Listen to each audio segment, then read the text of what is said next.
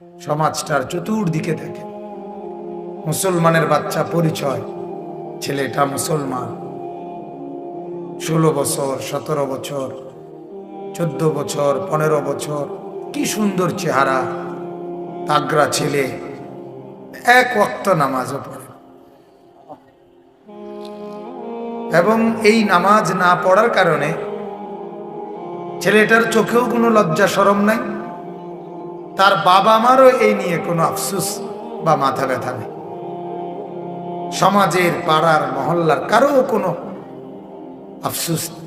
চোখের সামনে, আমাদের নজরের সামনে আমার ছেলেটা দিন দিন নষ্ট হয়ে যাইতেছে,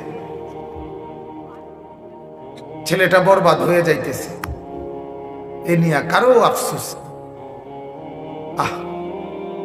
মানুষ অভিভাবক এত নির্মম কিভাবে হয় আমি বুঝি না। এত পাষাণ মা বাবা কেমনে হয়, এত নির্মম হয় কিভাবে?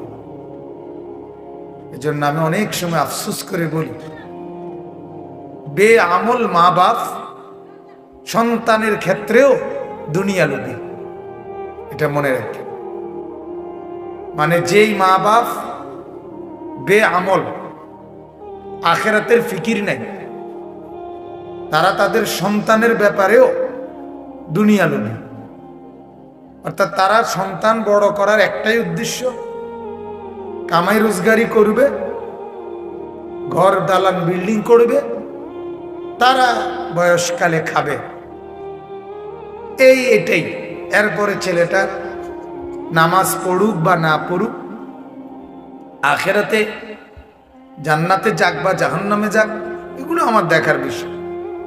আমার দেখার বিষয় হলো বিদেশ যাও, টাকা কামাই করো, অথবা শহরে যাও, টাকা কামাই করো, অথবা ব্যবসা করো, টাকা রোজগার করো। টাকা হইলেই ঠিক আছে, ঠিক মতো টাকা দিবা। এবার তোমার চরিত্র থাকুক বা না থাকুক, তোমার উপার্জন হালাল হোক বা হারাম হোক, যেটা ইচ্ছা এটা হোক, ওটা আমার দেখার দরকার। টাকা দিতেছে ছেলে ভালো, টাকা দিচ্ছে না ফোলাটা বেলায় না, ফোলাটা কোনো কথা শুনে না।